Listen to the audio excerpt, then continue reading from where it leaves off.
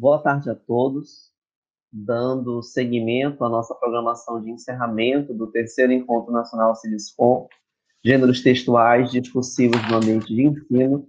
Nós teremos a roda de conversa e pré-lançamento da edição de número 16 da Contracorrente, a revista do Programa de Pós-Graduação Interdisciplinar em Ciências Humanas, com a temática O Trabalho com Gêneros Textuais e Discursivos no Ambiente de Ensino, Caminhos que apontam para a interação e o desenvolvimento humano, organizado pela professora doutora Neiva Maria Machado Soares, da Universidade do Estado do Amazonas, pela professora doutora Cleide Neis Whitker, da Universidade Federal de Pelotas, e da professora doutora Milena Moreto, da Universidade de São Francisco.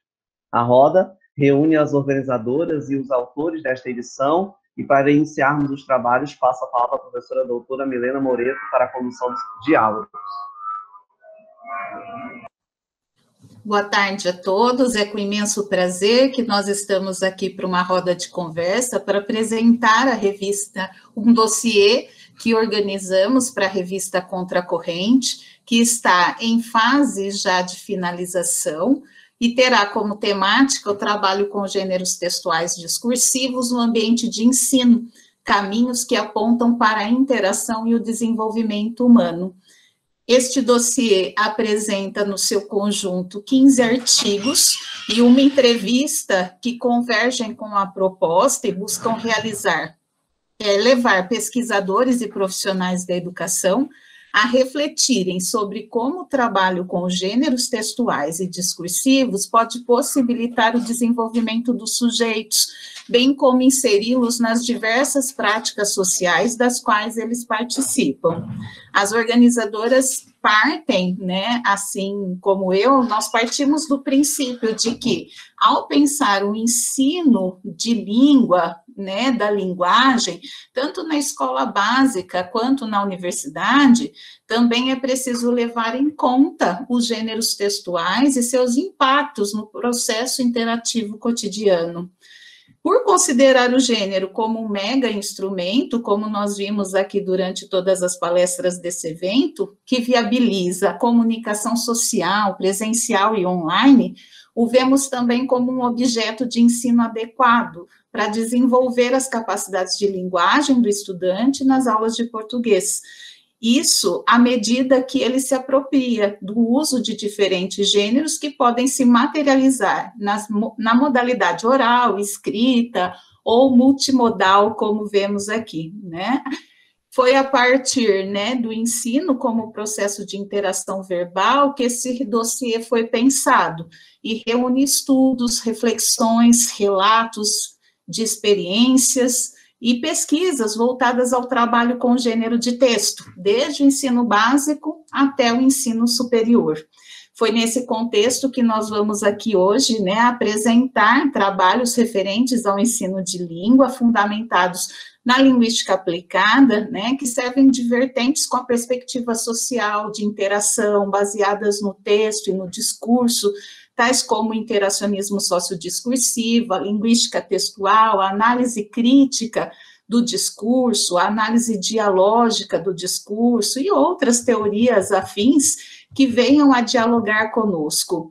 Este número, ele contempla artigos que enfatizam práticas docentes referentes ao ensino da leitura e da escrita através de gêneros, discorrem sobre os multiletramentos com base no ensino de diferentes gêneros textuais, problematizam a formação docente a partir do estudo teórico e metodológico dos gêneros de texto, contribuem com reflexões sobre materiais didáticos e orientações curriculares no trabalho com leitura e escrita por meio de gêneros, inclusive aqueles relacionados às práticas educacionais do universo online.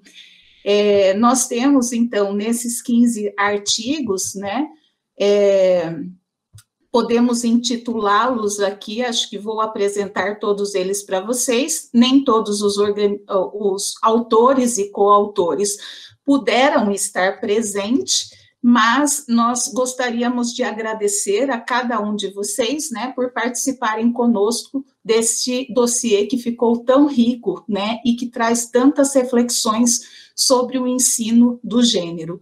Temos no início, uma entrevista com a professora doutora Vera Lúcia Cristóvão, intitulada O Trabalho com Gêneros Textuais Discursivos na Sala de Aula, e temos os artigos de Ludmila Dias do Nascimento Serafim Lopes e Maria de Lourdes Rossi Remenche, Descolecionar Gêneros Discursivos nas Práticas Escolares, da BNCC ao Livro Didático de Língua Portuguesa. Temos também o artigo de Eliana Merlin Deganutti de Barros e Marilúcia dos Santos Domingos Stricker, a concepção de escrita como trabalho e a metodologia das sequências didáticas de gêneros.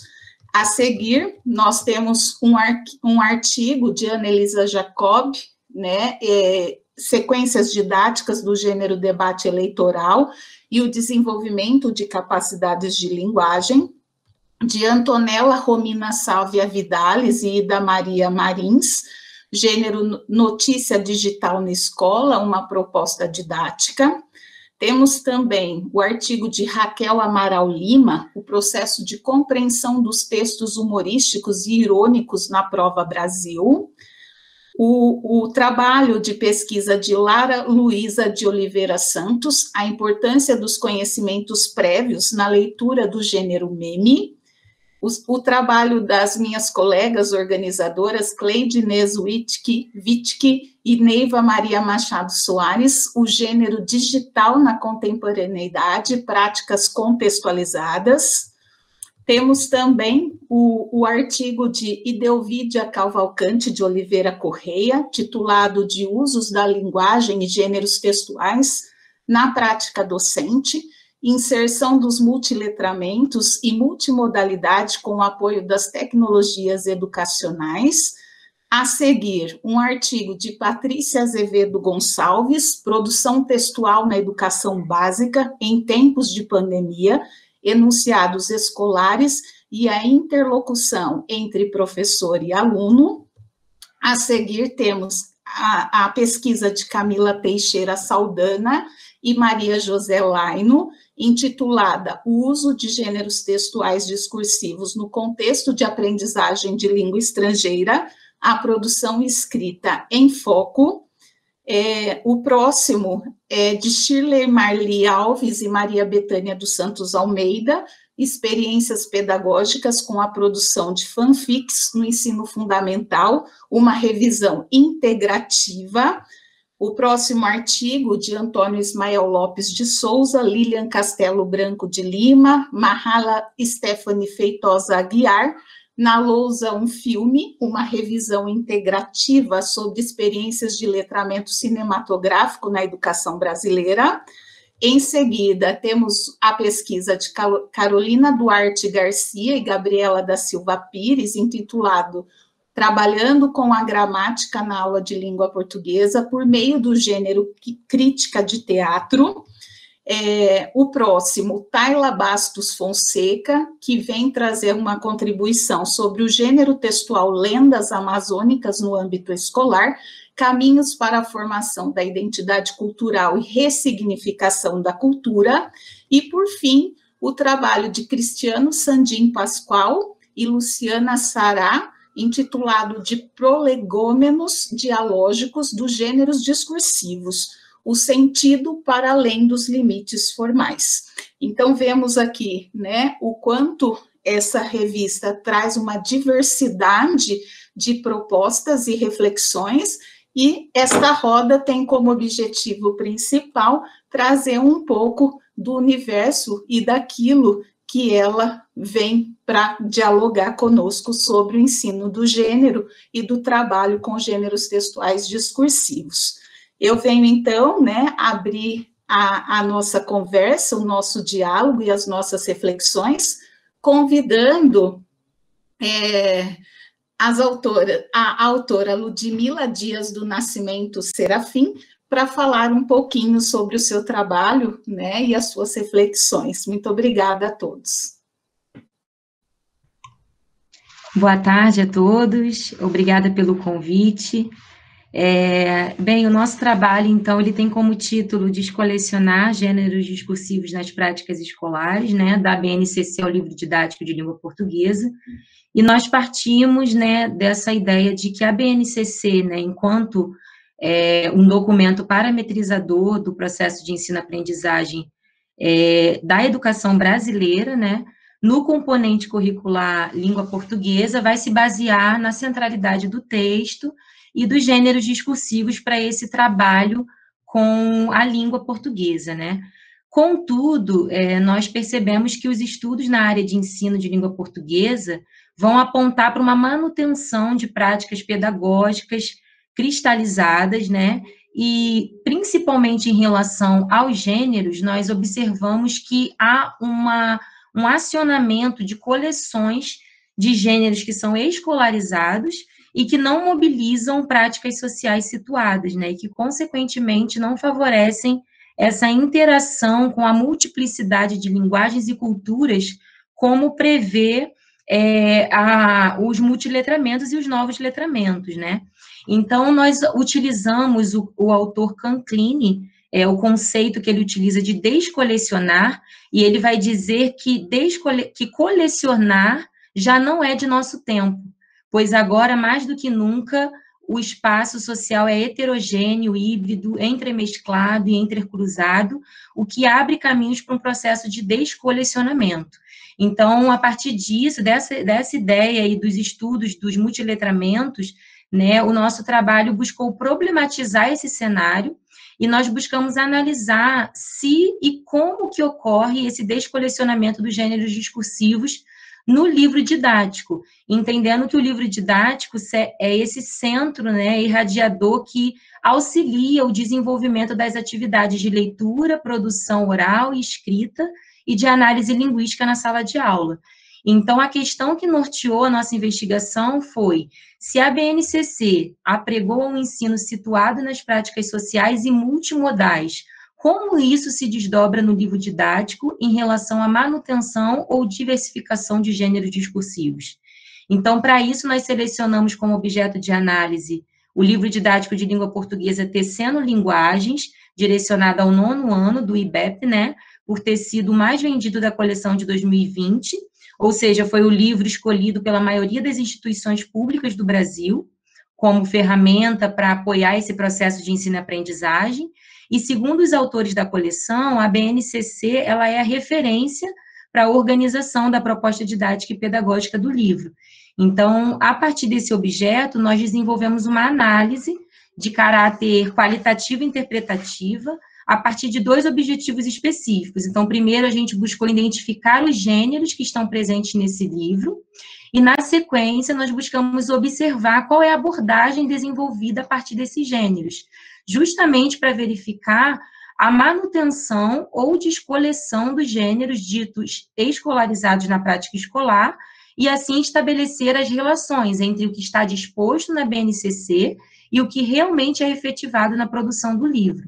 Então, quanto aos nossos resultados, nós levantamos os gêneros e as suas recorrências, né, nas sessões de prática de leitura e produção de texto, e também os metagêneros, que são aqueles que são usados para orientar as atividades do livro. E essa nossa análise evidenciou que, primeiramente, né, o livro ele apresenta predominantemente uma coleção de gêneros prototípicos do ambiente escolar e próprios do letramento, da letra e do impresso. Então, nós percebemos que há um repertório disponibilizado aos alunos que é muito restrito, né? Isso porque a gente percebe que há uma presença muito grande de textos verbais e que as imagens que aparecem, elas são meramente ilustrativas, né? Não há nenhum texto não verbal. Geralmente, eles aparecem em forma de fotografias ou em metagêneros, como as charges ou as tirinhas, né?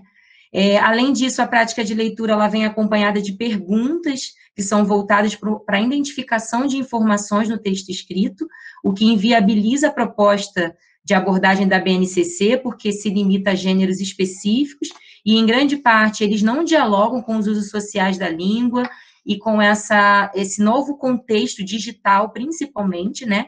e isso, apesar da BNCC, ela prever essa inclusão das práticas contemporâneas de linguagem, dos novos letramentos, né, o livro didático, ele não mobiliza nenhum gênero contemporâneo, digital, multimodal, o que vai demonstrar esse afastamento do material em relação às práticas sociais do mundo atual, né, e também reforçar essa manutenção do escrito e do impresso. E, para finalizar, nós verificamos também que nas sessões de produção de texto, o livro didático, ele vai propor, né, a elaboração de um gênero que foi trabalhado já na prática de leitura, e além das orientações para essa produção, geralmente ele vai apresentar um quadro de planejamento, que ele vai dando instruções para textualização, avaliação e reescrita, como se fosse um passo a passo, né, por meio do uso de verbos imperativos: escreva, organize, leia, passe a limpo, né, e esse modo, ele busca guiar a produção textual e acentua essa posição passiva do estudante nesse processo de elaboração do texto, que conduz a reproduzir esses conhecimentos sobre o gênero que foi abordado ali. Então, não há uma liberdade do aluno e nenhuma uma postura ativa dele no processo de leitura e produção textual. Então, nós concluímos que, considerando a perspectiva dos multiletramentos e dos letramentos, dos novos letramentos, né, o livro didático, a partir das práticas de leitura e produção textual, impossibilita essa proposta da BNCC, que é pautada na perspectiva dos multiletramentos, né, e por isso nós defendemos, né, a necessidade desse processo de descolecionamento dos conteúdos, dos gêneros e das práticas, de forma geral, de sala de aula, que se afastam, né, que afastam o ensino dos usos sociais, né.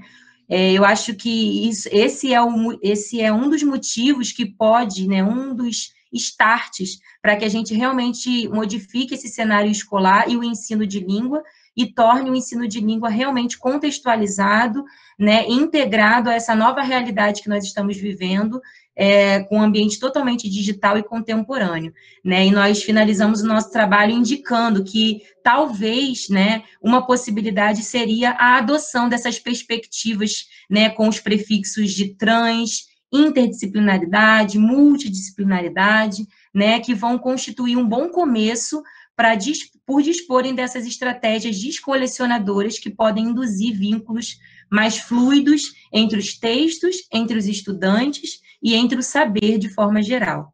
É isso, a nossa discussão permeia dentro desse contexto. Muito obrigada. Nós que agradecemos, Ludmila, muito interessante a sua apresentação, obrigada por estar conosco. E passamos a palavra, então, para a Anelisa Jacob, que escreve juntamente com Luzia Bueno, né, o artigo Sequências Didáticas do Gênero Debate Eleitoral e o Desenvolvimento das Capacidades de Linguagem. Boa tarde a todos, agradeço esse momento, né, realmente é um número de revista muito rico, que com certeza vai ajudar vários professores que estão na sala de aula, que eu acho que isso importa, né, ressoar, né, nesse trabalho do professor. Eu falo porque sou professora de educação básica aqui na minha cidade, de Valinhos, e isso nos ajuda muito, né. Bom, esse meu artigo escrevi em coautoria com a professora doutora Luzia Bueno, também da Universidade de São Francisco. É um dos resultados da minha pesquisa de doutorado, que realizei na Universidade de São Francisco, e que eu finalizei o ano passado. Então, de modo geral, a pesquisa, vou falar um pouco da pesquisa para contextualizar. Eu tive o objetivo aí de investigar um processo de elaboração e implementação de um dispositivo didático para o ensino do gênero debate eleitoral para alunos dos anos finais do ensino fundamental, né, numa escola pública municipal, onde eu trabalho como professora de língua portuguesa. Este artigo, de modo específico, ele, assim, teve a preocupação, né, de versar sobre aí a análise que fizemos das produções textuais dos alunos, né, anteriores e posteriores à implementação de duas sequências didáticas, né, do gênero debate eleitoral em 2 anos distintos, em 2017 e no ano de 2018. Por que isso? Porque a minha pesquisa ela está implicada em uma metodologia de pesquisa que é a engenharia didática genebrina, né? Então, eu utilizo aí como fundamentação teórica a engenharia didática genebrina e o interacionismo sociodiscursivo. Bom, o artigo, então, ele apresenta, né, esses dispositivos didáticos que foram desenvolvidos, a sequência didática 1, né, no caso, lá no ano de 2017, e a sequência didática de 2018, que é a sequência didática 2, né. Há uma diferença nesses dispositivos didáticos, né, porque tivemos a oportunidade de voltar às nossas práticas e refletir sobre os desafios de implementação, né, os obstáculos de implementação, e no ano de 2018 elaborar um novo dispositivo didático. Mas o nosso foco é nas produções textuais dos alunos. Então, as nossas análises, elas se deram sobre alguns critérios, né?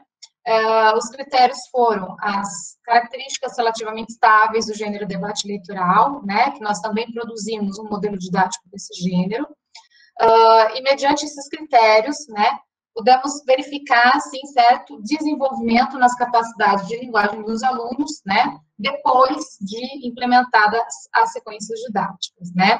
Então, no quesito de capacidade de ação, discursiva, linguístico-discursiva e também a multissemiótica, né. Então, é muito interessante notar, principalmente nesse aspecto multissemiótico, né, que são os aspectos não verbais, como um trabalho sistematizado, intencional e planejado, como as sequências didáticas, impacta, né, nesse desenvolvimento dessas capacidades de linguagem. Então, é muito interessante observar isso, como isso se deu, principalmente no ano de 2017, em que os alunos, né, eles não sabiam ainda, nunca tinham tido contato com o debate eleitoral, que era uma situação de um grêmio estudantil muito interessante no ano de 2017.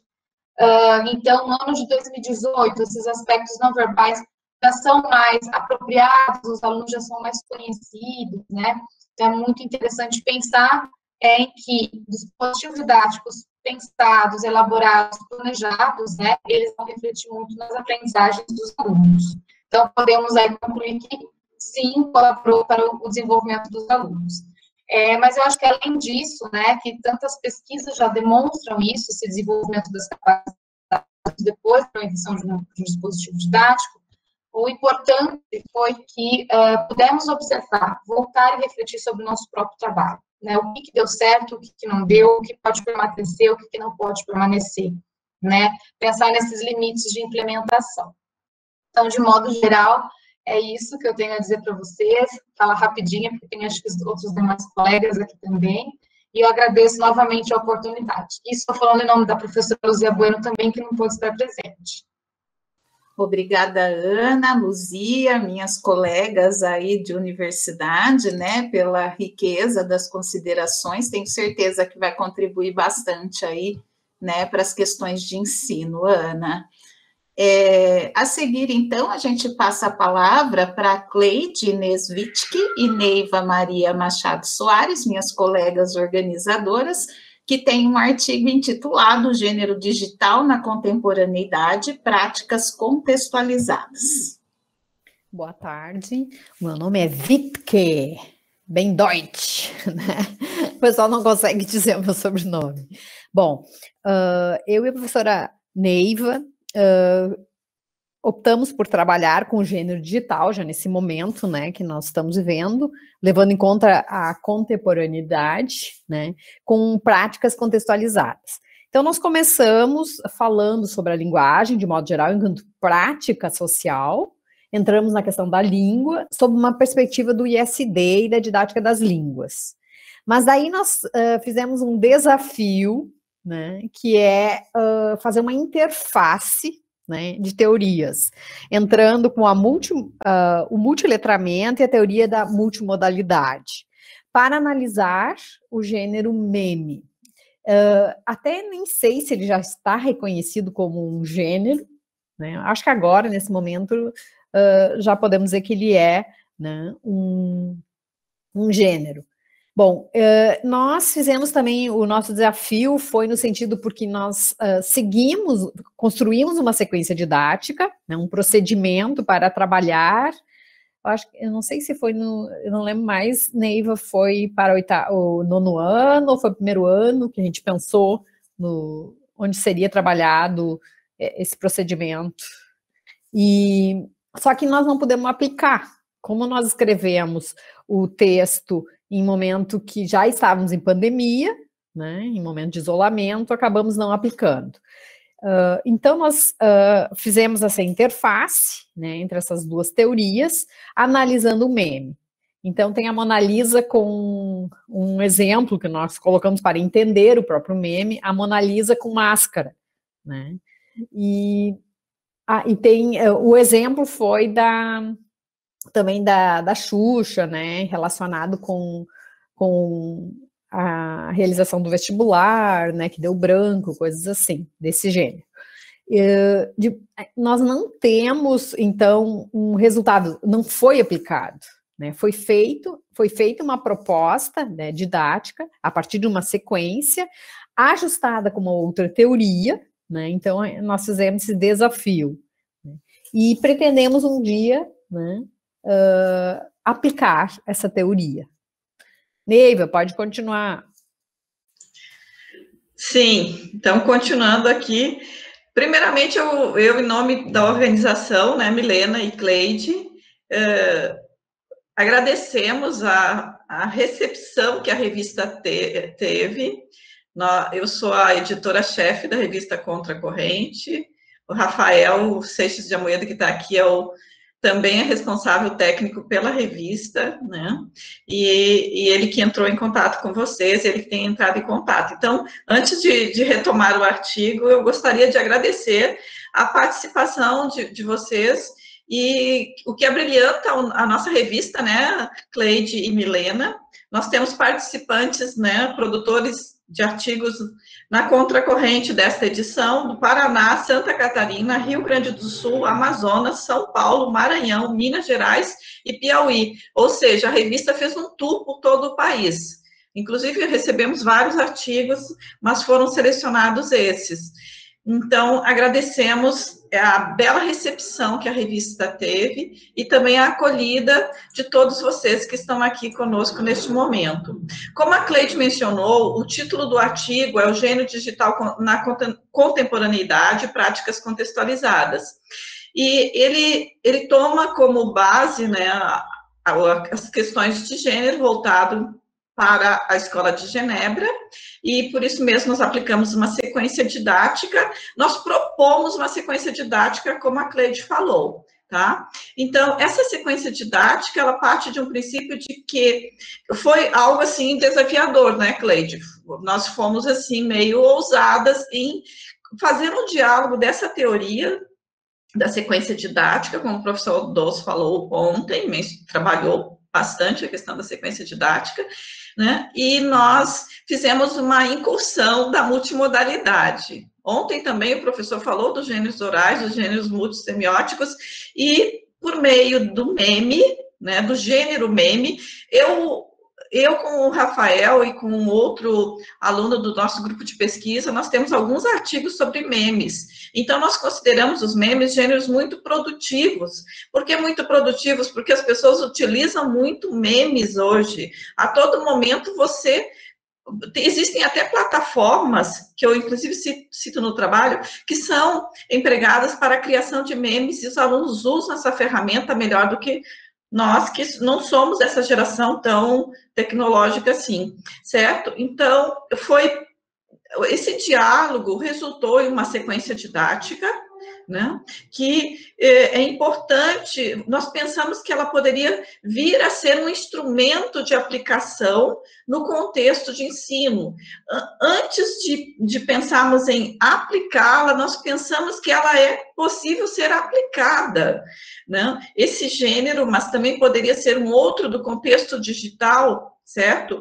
Mas nós pensamos, por exemplo, ontem foi mencionada a questão do podcast, né?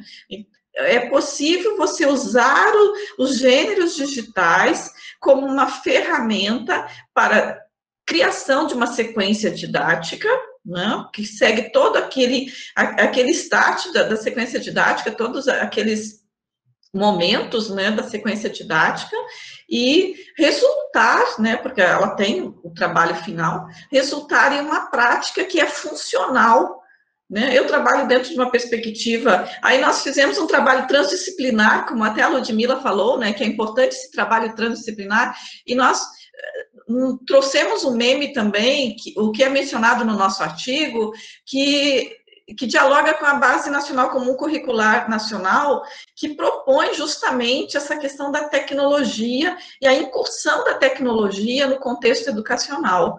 Por isso, pensamos, por que não fazer uma sequência didática trazendo um gênero digital, um gênero multissemiótico, um gênero multimodal.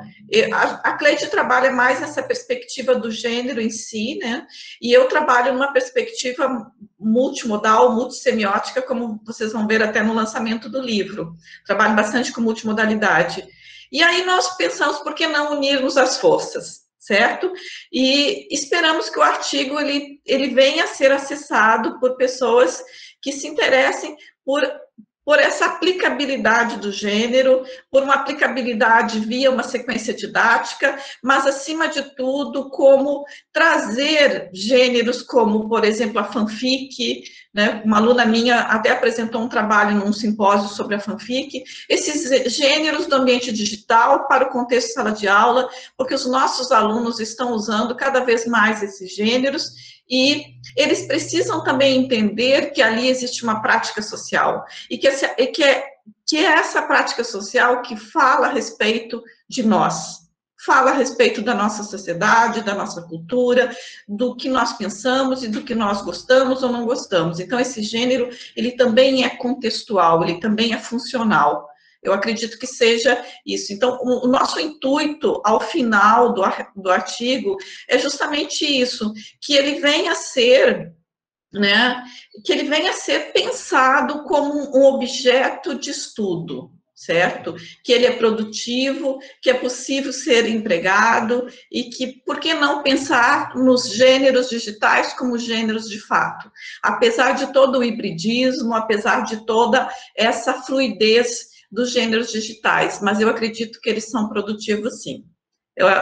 Depois, ao final, de repente, nós podemos trazer mais algumas interlocuções, mas eu agradeço. Obrigada, Neiva e Cleide. Nós passamos, então, agora a palavra para a professora Idelvídia Cavalcante de Oliveira Correia, que traz o artigo intitulado de Usos da Linguagem e Gêneros Textuais na Prática Docente, Inserção dos Multiletramentos e Multimodalidade com o apoio das tecnologias educacionais. Boa tarde a todas, a todos. É um prazer muito grande estar aqui com vocês e eu agradeço por terem me aceito o meu artigo e ter sido convidada para, neste momento, expressar, né, um comentário sobre o que eu escrevi.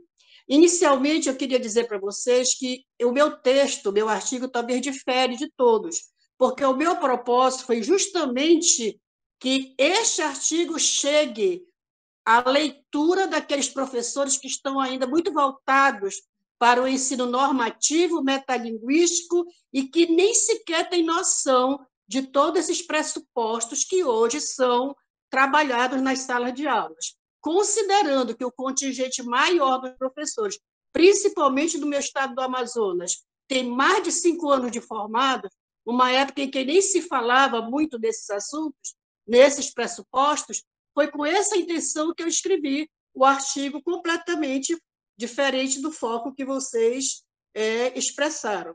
Então, o objetivo do meu artigo é justamente analisar os porquês da importância dos usos da linguagem, da interação social e dos gêneros textuais, com a devida inserção dos multiletramentos, dos recursos multimodais e das tecnologias educacionais na prática docente nas aulas de língua portuguesa. Está inserido na área da linguística aplicada, né, e resulta de uma pesquisa de natureza qualitativa e interpretativista.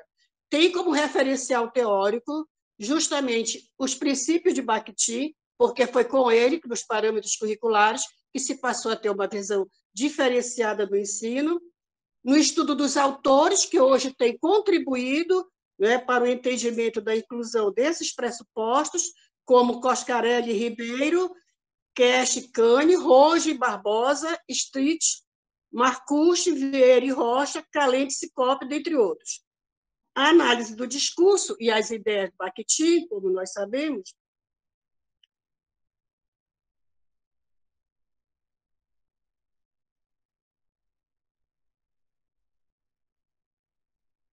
foram decisivas para que os estudos da linguagem vissem a língua como fator preponderante de inserção social e de desenvolvimento das competências discursivas do falante.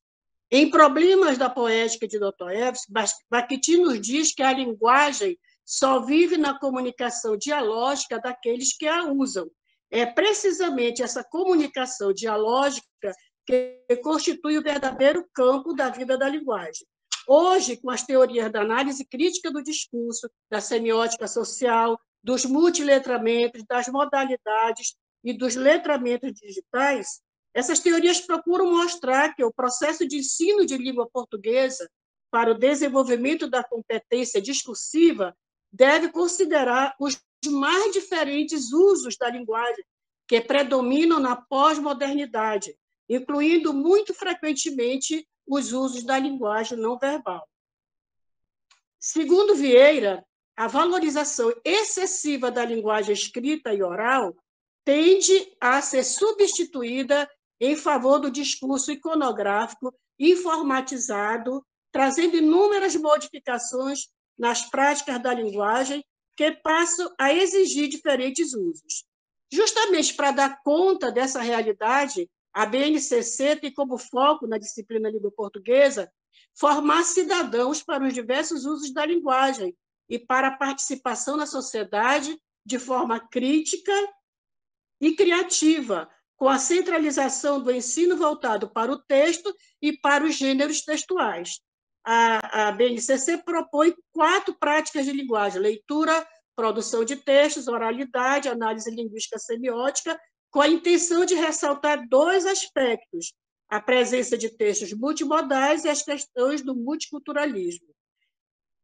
Justamente por isso, a minha análise ela procurou, em termos teóricos metodológicos, ser, vamos dizer assim, efetivada pelos objetivos específicos, justificar a importância dos usos da linguagem para o desenvolvimento da competência discursiva dos alunos, explicar a razão de os gêneros serem considerados objetos de ensino e texto, o texto unidade básica no ensino de línguas, comprovar o porquê da inclusão precisa dos multiletramentos nos currículos do processo político-pedagógico, mostrar a valoração dos recursos multimodais na prática docente e explicar a necessidade da implantação das tecnologias educacionais com o letramento digital nas escolas.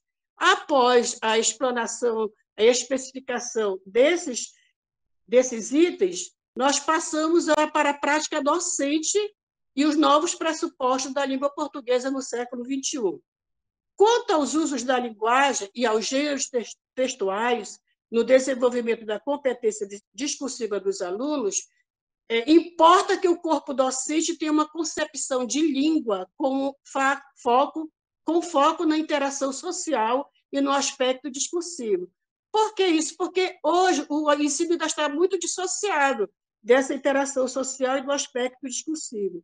Os usos da linguagem induzem os alunos a agir socialmente, a ter uma competência discursiva cuja relação com os outros se traduz em uma prática de interação dialógica. Tanto a atuação social quanto a prática da interação dialógica se realizam por meio de textos, que precisam estar voltados para os diversos gêneros do discurso, principalmente os que predominam no mundo de hoje, como o gênero digital e multimodal, atendo-se sempre aos multiletramentos e às tecnologias educacionais. No que diz respeito à incorporação dos múltiplos letramentos do processo pedagógico, à valoração dos recursos multimodais na prática docente e à implantação das tecnologias educacionais nas escolas, é importante afirmar que, sem esses pressupostos, as políticas de ensino terão dificuldades para formar cidadãos com uma competência discursiva crítica, devidamente preparados para a interação social em um mundo da vida multimodal e informatizada. Não podem ser excluídas do processo educativo e do ensino de língua portuguesa da educação básica as práticas discursivas que envolvam a comunicação digital, a pedagogia dos múltiplos letramentos e o emprego dos recursos imagísticos. Os envolvidos no processo educacional devem conceder aos cidadãos a oportunidade contínua de estar incluídos e capacitados nessa era em que o conhecimento e a informação são vencidos pelas multissemioses e pelos avanços tecnológicos. As minhas considerações finais dizem o seguinte: o artigo se prendeu a uma fundamentação pertinente para explicitar pressupostos que foram trazidos antes pelos PCNs, em 1998, e mais recentemente pela BNCC, ambos respaldados pelas ciências linguísticas. Esses pressupostos eles visam não somente ao ensino para a formação de uma consciência crítica, mediada pelos usos da linguagem, por gêneros discursivos e diferentes textos que circulam socialmente, visam também ao ensino voltado para uma competência discursiva multimodal e digital. As conclusões mostram que, no processo de ensino e de aprendizagem de língua portuguesa, os professores devem ter ciência de que os usos da linguagem, por meio dos gêneros textuais, concorrem para o desenvolvimento da competência discursiva dos alunos que, na contemporaneidade, requer uma prática docente e discente, voltada para os multiletramentos, com exceção das multimodalidades e o emprego das tecnologias educacionais. O propósito do artigo, então, se justifica pelo intento de que os professores que não tomaram ainda conhecimento desses assuntos, tomem conhecimento e compreendam os porquês da efetivação.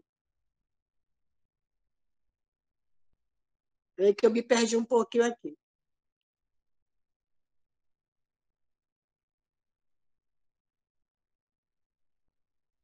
Da efetivação de todos esses pressupostos que foram trazidos agora, Então, vou terminar.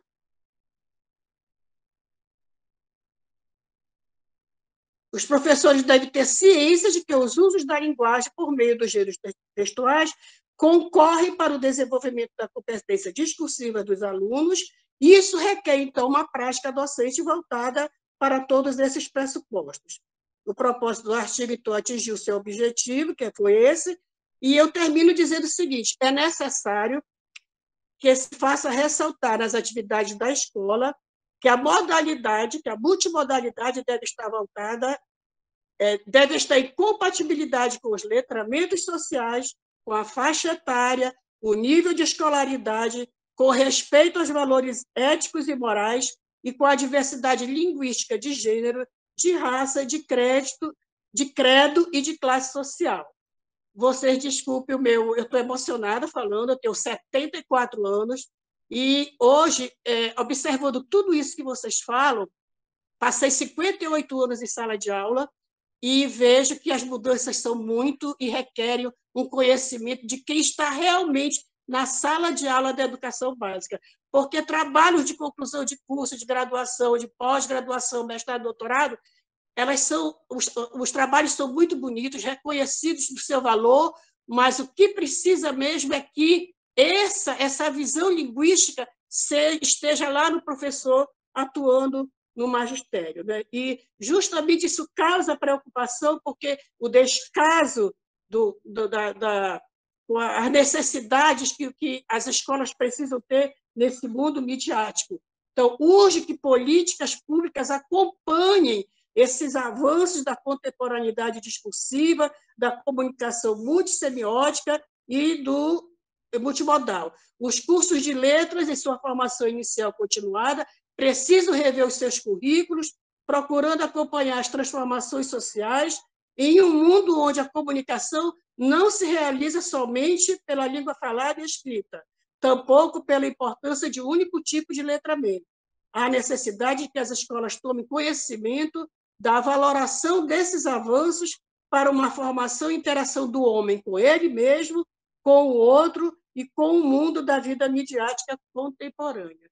Muito obrigada a todos. Desculpe aí alguma...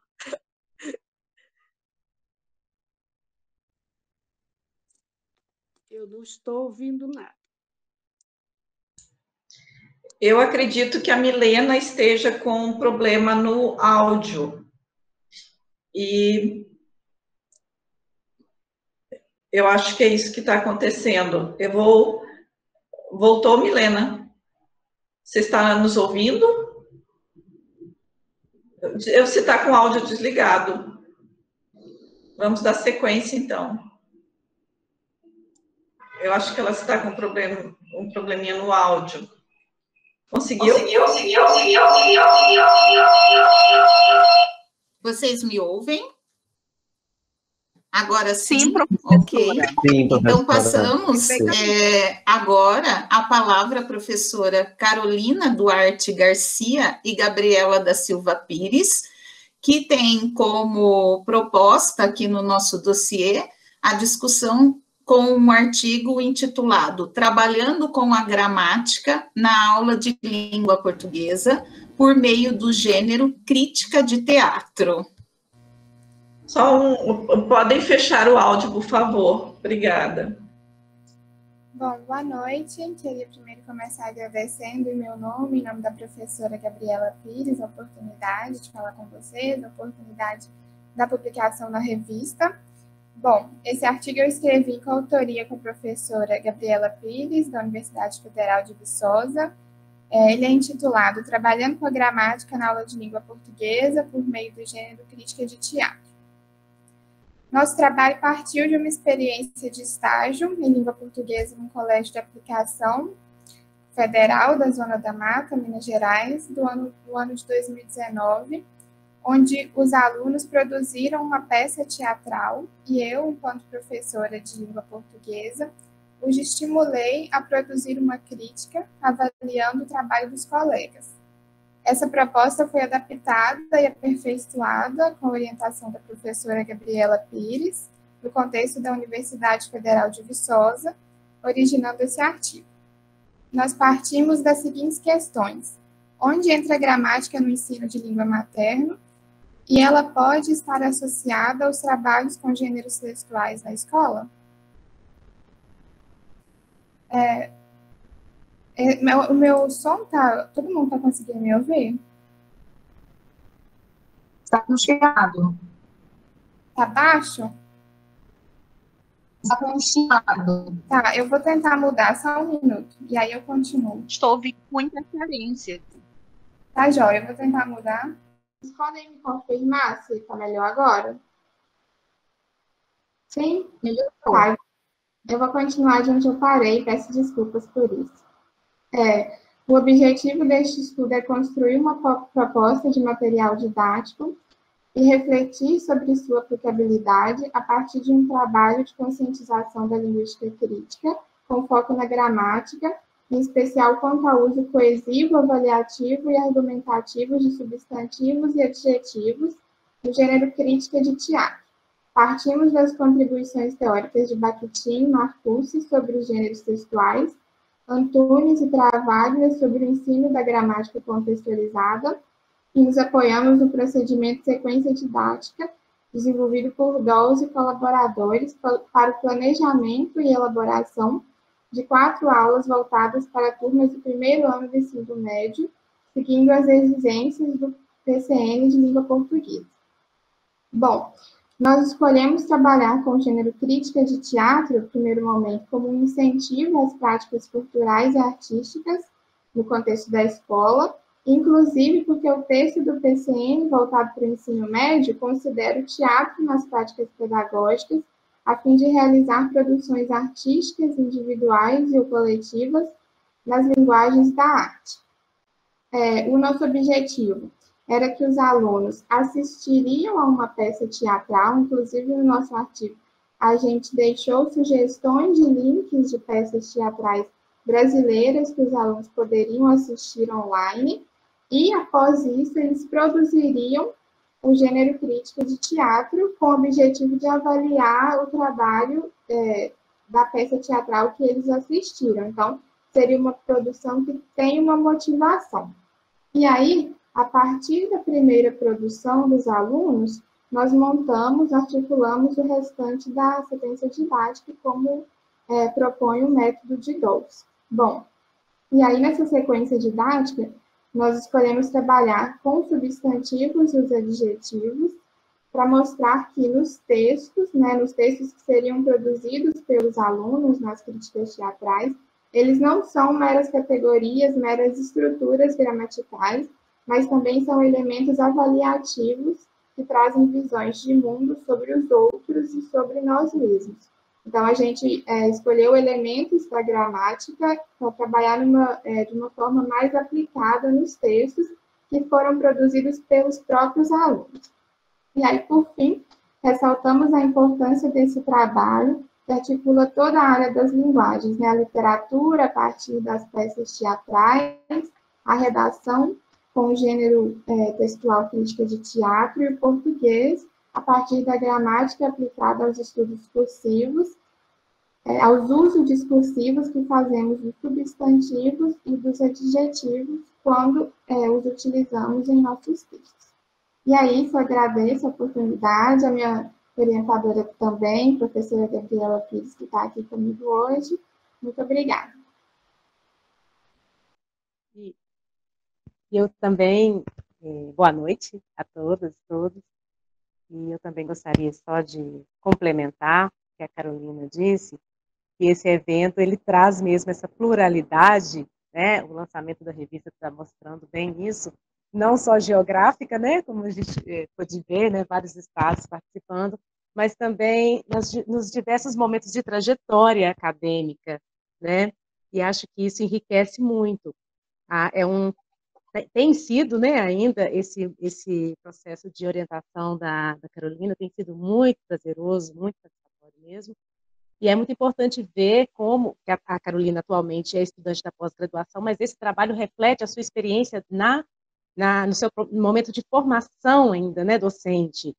Então, como é importante incentivar os estudantes na graduação a pensarem no seu papel como professores da educação básica, né, que é para isso, esse é o grande foco de um curso de letras, o curso de licenciatura, e colocando em prática o que a gente tanto discute, né, como deve ser uma proposta da aula de língua portuguesa, que realmente incentive o estudante a fazer ações com a linguagem, e foi muito bonito ver essa materialização, né, também nesse trabalho, e ver como se somam, né, todas essas propostas. Então, era isso também que eu gostaria de complementar. Também agradeço.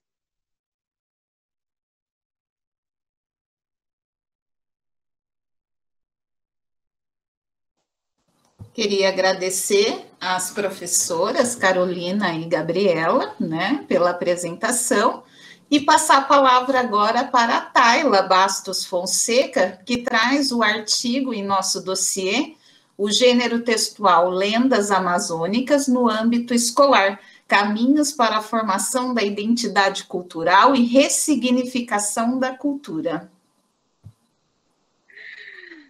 Boa tarde a todas, a todos. Eu gostaria de agradecer pelo convite, que roda enriquecedora, né? Então, muito obrigada. Aprendi aqui muito. E desde já, professora Neiva, Rafael, ia ser um grande prazer fazer parte do grupo de pesquisa de vocês. Sou professora da educação básica, privilegio os gêneros textuais. Então, Rafa, se você quiser uma parceira, eu já estou me convidando. Então, vamos lá. Eu gostaria de falar um pouco desse trabalho, que, como a professora ressaltou anteriormente, ele nasceu na minha especialização e vem caminhado comigo até agora na pós-graduação, e cada vez mais eu percebo que as lendas amazônicas, elas abarcam uma multiplicidade de saberes, de fazeres, de práticas, de crenças, de costumes, que precisam, sim, ser levada, ser difundida no contexto escolar. Como ferramenta também de construção da identidade, né, da identidade cultural, dessa identidade amazonense, que eu percebi na minha prática pedagógica, que muitas dessas histórias, elas estavam se perdendo. Tanto é que o livro didático que eu usava na época não contemplava esse tipo de gênero, essa tipologia, o gênero lendas amazônicas. E eu percebi, ao questionar os meus alunos, através das minhas inquietações, eu percebi que eles traziam consigo esse arcabouço histórico, uma multiplicidade de lendas que precisavam, sim, ter esse registro escrito. Então, o que aconteceu? Metodologicamente falando, através de Thompson, que fala sobre essa questão da história oral, os estudantes eles foram a campo, né, eles realizaram essas entrevistas com os pais, com os avós, com os tios, sobre essas narrativas lendárias que atravessam geração no imaginário das pessoas. E eles trouxeram esse texto para dentro da sala de aula. E houve o processo de transcrição. Obviamente, por serem textos oriundos da narração oral, eles estavam cheios de erros de ortografia, e percebendo esse problema, eu comecei a trabalhar as questões ortográficas, a estrutura de um parágrafo, para eles organizarem os textos deles direitinho. Então, foi um processo um pouco demorado, certo? E aí, obviamente, depois que eles transcreveram esse material, registraram, muitos fizeram até,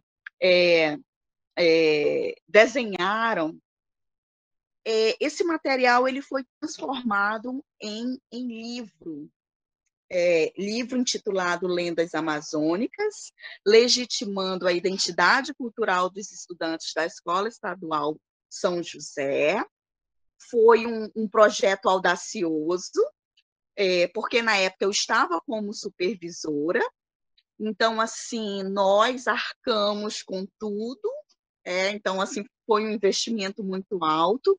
Infelizmente, nós não pudemos fazer o lançamento, porque o livro saiu agora, meados de 2020, houve a pandemia, então foi impossível nós fazermos o lançamento, mas esse trabalho, ele contribuiu não só para a construção da identidade, mas para a ressignificação da cultura, porque os alunos, eles fizeram um registro escrito desse material que estava lá, no imaginário das pessoas, dos moradores antigos, e para que não se perdesse na memória dessas pessoas, nós realizamos esse registro escrito. Tá? Então, o projeto ele oportunizou essa organização dessas lendas coletadas, desses material, e contribuiu para ressignificar os aspectos da cultura local, sobretudo a cultura tefraense, né?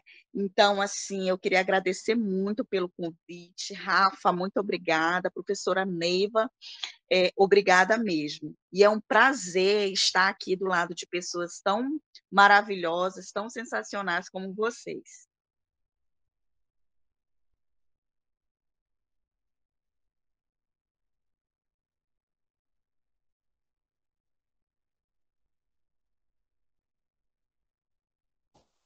Agradeço a explicação, Kaila, né? Muito interessante aí o seu trabalho também, né? E passo então a palavra a Patrícia Azevedo Gonçalves, que traz, né, como tema aí do artigo produção textual na educação básica em tempos de pandemia, enunciados escolares e a interlocução entre professor e aluno. Muito obrigada, então, boa noite a todos. Me chamo Patrícia Azevedo, sou doutoranda do curso de Linguística aqui da PUC, do Rio Grande do Sul, de Porto Alegre. E o meu artigo, então, né, tem esse título, então, Produção Textual na Educação Básica em Tempos de Pandemia, Enunciados Escolares e a Interlocução entre Professor e Aluno. A ideia para esse artigo, então, surgiu numa disciplina, né, do curso de doutorado, pensando, então, nos desafios, nas adaptações que os professores da educação básica precisaram realizar tendo em vista, né, o contexto de distanciamento social provocado pela Covid-19, que fez com que, né, todas as escolas, as turmas tivessem de migrar para o ensino remoto, né, ou depois ensino híbrido. Então, o que motivou a pergunta, né, digamos que motivou a nossa pesquisa, foi pensar, então, quais estratégias discursivas foram empregadas pelos educadores para instruir, motivar, né, construir atividades de produção textual com alunos do ensino fundamental 2, em especial, então, selecionamos os alunos do 6º ano, então, educadores que trabalham com essa faixa etária, pensando, né, em todos os desafios, né, de fazer adaptações curriculares para uma faixa etária que está ingressando, né, está começando no ensino fundamental 2, ainda tem um letramento que precisa ser muito desenvolvido e que na própria interação, né, entre professor e aluno demanda bastante, né, dessa interação presencial e dessa intermediação didática do educador nos momentos de produção textual. Então, o objetivo, então, do nosso trabalho, então, foi olhar para essas adaptações que foram realizadas em atividades de produção textual. Então, para viabilizar isso, nós fizemos como aspecto metodológico, nós fizemos, então, primeiramente uma entrevista. A nossa pesquisa ocorreu de março a julho de 2020, também no primeiro semestre da pandemia. Primeiramente, nós fizemos um questionário aberto, em que participaram educadores da rede municipal, rede estadual, rede federal e também da rede privada aqui do Rio Grande do Sul.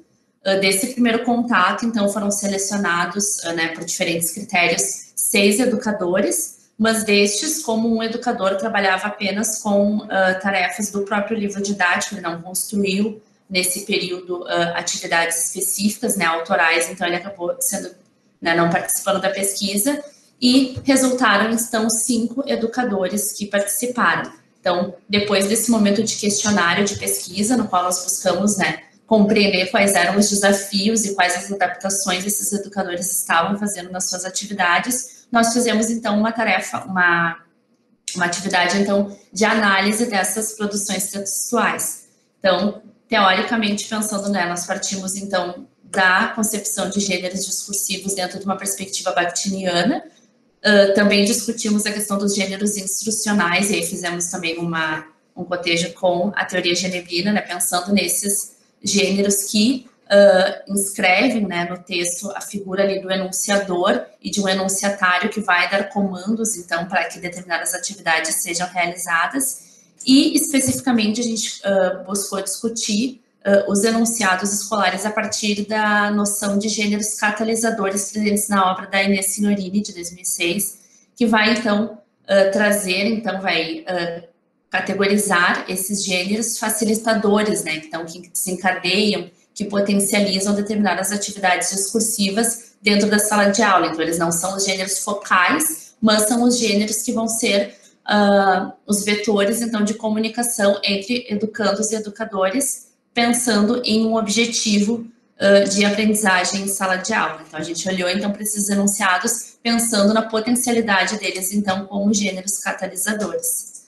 Desses 5 educadores, então, 6, né, no total, mas 5 que tiveram as suas atividades analisadas, né, pensando já um pouquinho nos resultados da pesquisa, a gente observou, então, dentro desse período, desse primeiro semestre, teve alguns educadores que relataram diferentes dificuldades, né, de implementação dessas atividades com o 6º ano, e alguns acabaram desistindo no primeiro semestre de continuar fazendo as atividades de produção textual, tanto dado a determinadas dificuldades de comunicação mesmo, de acesso à internet, etc., desses educandos, mas também pelo grau de complexidade, muitos não conseguiam realizar as atividades que eram demandadas. E nós identificamos na pesquisa, então, aqueles professores que conseguiram dar seguimento durante todo esse período às atividades de produção textual, foram aqueles, então, que conseguiram fazer adaptações mais significativas na sua forma de comunicação com os alunos. E é isso que a gente discute no capítulo de análise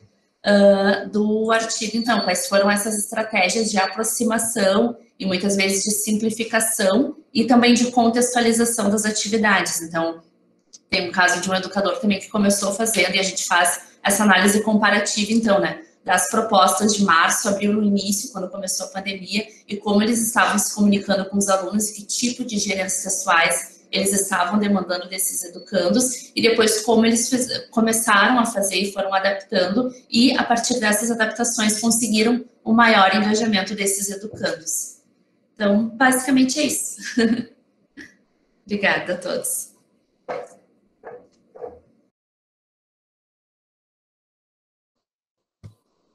Obrigada, Patrícia. Agora nós passamos, então, a palavra, né, ao último autor que está aqui conosco, que é o Cristiano Sandin Pascoal, que escreveu, juntamente com a Luciana Sará, o artigo Prolegômenos dialógicos dos gêneros discursivos, o sentido para além dos limites formais. Bom, boa noite, vocês estão me escutando? Eu tive que manter a minha câmera desligada, porque senão a minha internet vai cair. Conseguem me escutar? Consegue, tá. Bom, eu gostaria de primeiramente agradecer a Milena, ao Rafael, a Cleide e a Neiva por essa oportunidade de poder aí integrar essa edição bastante frutífera para o universo do ensino, né? E o nosso artigo, então, meu e da Luciana, a Luciana não pôde comparecer, porque ela tem um compromisso, e ela é uma colega minha também, aqui na PUC. O artigo tem como título Prolegômenos dialógicos dos gêneros discursivos, o sentido para além dos limites formais. Bom, o que a gente pode observar dentro de um cenário aí de ensino no Brasil, a partir do período de redemocratização, é que há um processo de construção de PCNs e atualmente da BNCC, que funcionam, na verdade, como uma espécie de movimento de mudança de paradigma de práticas teórico-metodológicas em sala de aula, né? Então, se antes a gente tinha, por exemplo, um ensino mais centralizado na visão normativa de língua, após o período de democratização, a gente pode observar aí um olhar mais voltado para as práticas socioculturais que integram, então, o ensino e a aprendizagem da linguagem. Só que ainda que essa mudança, na verdade, ela tenha sido bastante significativa em termos de abordagem linguística na sala de aula, o mau desempenho de alunos a gente pode perceber aí atestado nessas avaliações que a gente tem, como PISA, ENEM, ENAD, por aí afora, né? A gente observa bastante dificuldade dos alunos nas práticas linguísticas. E não tem como a gente mensurar qual é o aspecto principal que pode ser o motivo problematizador desses resultados, porque isso envolve diferentes fatores, e, na verdade, a ideia não é a gente encontrar um culpado, porque a gente não tem como mensurar isso, né? Existe um conjunto de fatores e cada aluno, na sua situação, é um aluno, é um sujeito único. Então, neste artigo, a gente se alicerça, na verdade, com uma hipótese de que um dos fatores e um dos principais motivos para que possa ser o possibilitador desses maus desempenhos é a banalização da teoria bakhtiniana pelo discurso pedagógico. E por quê? Porque quando se inicia esse movimento da linguagem vista como uma prática sociocultural aqui no Brasil, a teoria bakhtiniana ela passa a ser bastante convocada na esfera educacional. E daí, percebendo, então, essa lacuna nesse processo de mobilização e de transposição didática, que a gente pode perceber que há aí uma deturpação de alguns princípios bakhtinianos, o nosso principal objetivo no artigo, ainda que de maneira bastante singela, né, gente, foi apresentar os princípios basilares da teoria com vistas para a melhoria do entendimento do que vem a ser os gêneros discursivos. Né? E esse projeto, então, enunciativo, que é o nosso artigo, ele tem como leitor presumido os professores da educação básica, né? Porque, na verdade, a nossa ideia é que esse artigo funcione como uma espécie de convite para os leitores a irem buscar leituras no conjunto da obra bakhtiniana e não se centralizarem apenas na obra Gêneros do Discurso. A partir disso, então, a gente lapidou o nosso artigo em 4 principais momentos. No primeiro momento, a gente apresenta as concepções de língua e de linguagem e os reflexos dessas concepções no estudo dos gêneros.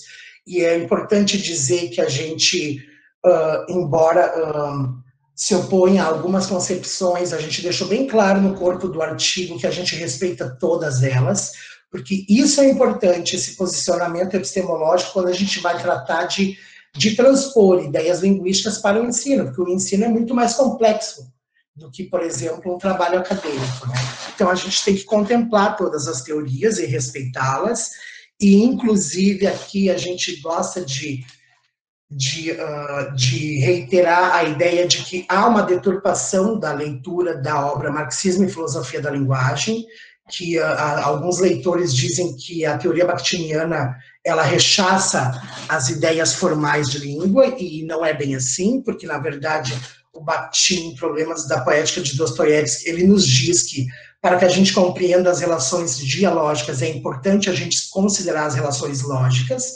Então, é importante perceber também que há, sim, uma convocação de um olhar para aquilo que é mais formal.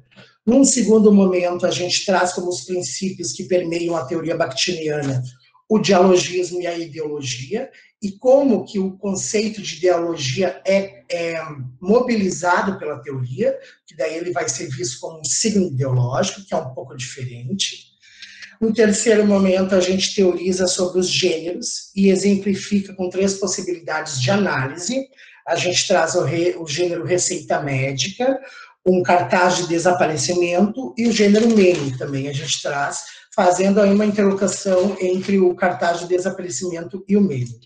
E, por fim, a gente reafirma, então, essa necessidade de se perceber que, do ponto de vista bakhtiniano, o extraverbal ele sempre constitui aquilo que a gente chama de arquitetônica enunciativa, ou seja, o todo semântico de um gênero discursivo. Para finalizar, gostaria de ler o nosso último parágrafo do artigo, porque é ele que, na verdade, que retoma todo o espírito desse nosso projeto aí. Enfim e sem fim, cabe sublinhar que pensar sobre os gêneros do discurso, à luz bakhtiniana, é buscar ter ciência de que na linguagem habitam múltiplas vozes que se entrechocam. Essa premissa, se tomada como arcabouço de ancoragem para o ensino, fornece ao aluno a capacidade de construir um pensamento dialético, tornando um leitor crítico, capaz de identificar as diversas facetas sociais projetadas no e pelo discurso. Todavia, será que o universo pedagógico tem buscado formar sujeitos que observam a coerção social na linguagem, as diferenças sociais nela ecoadas? Será que os ditos tutores da educação, sobretudo os políticos, estão dispostos a serem desvestidos discursivamente pelo âmbito escolar? O Círculo de Bakhtin ousou fazê-lo, desnudando a sociedade de sua época. Ousemos. Seria isso. Eu agradeço e desculpa por eu manter a câmera desligada, porque a minha internet está com...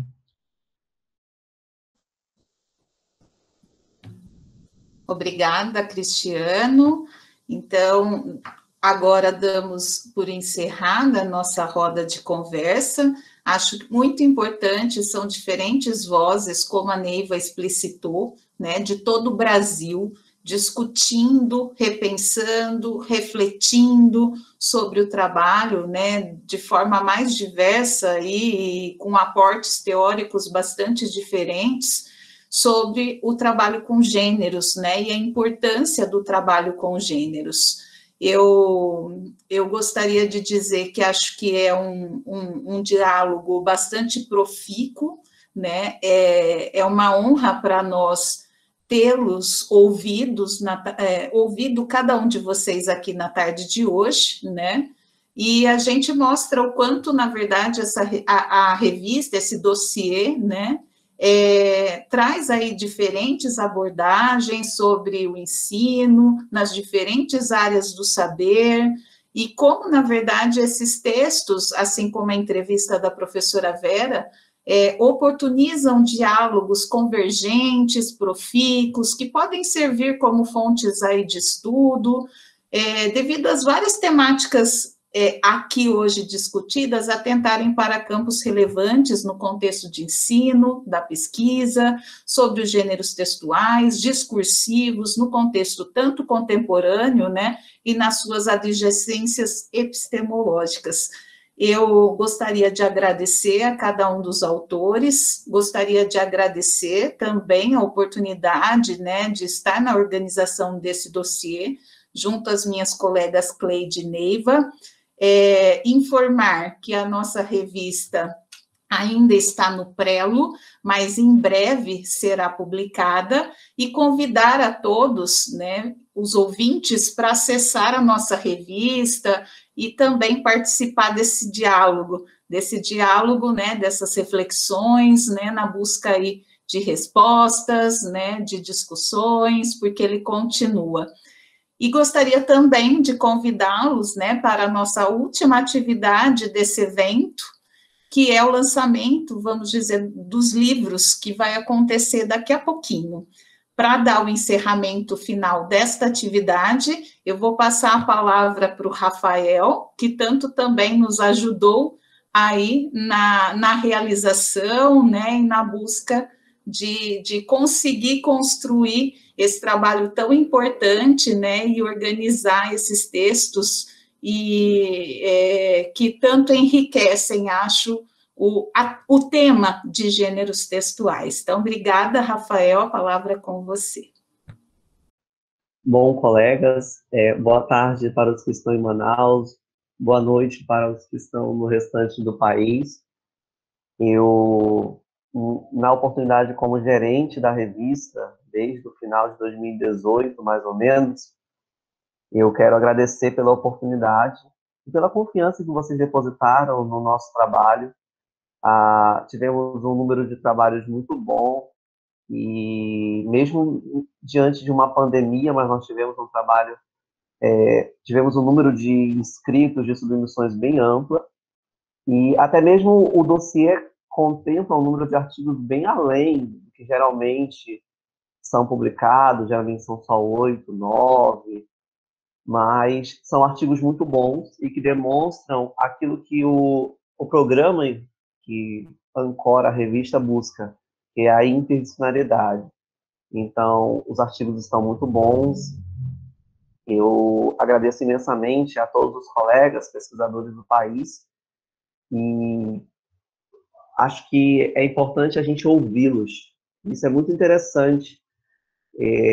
Estamos trabalhando para que a revista cresça cada vez mais e oportunidades como essa não faltarão. Tenho certeza que vocês serão contactados em outros momentos para conversarmos e discutirmos os resultados das pesquisas de vocês que originaram os trabalhos. Então, mais uma vez agradeço e neste momento eu declaro por encerrado a roda de conversa e nós vamos fazer uma breve pausa para que nós possamos atualizar aqui o sistema e em seguida possamos fazer o lançamento dos 3 livros que estão propostos para o encerramento do terceiro Civiscom. Mais uma vez agradeço e continuem conosco aqui rapidamente.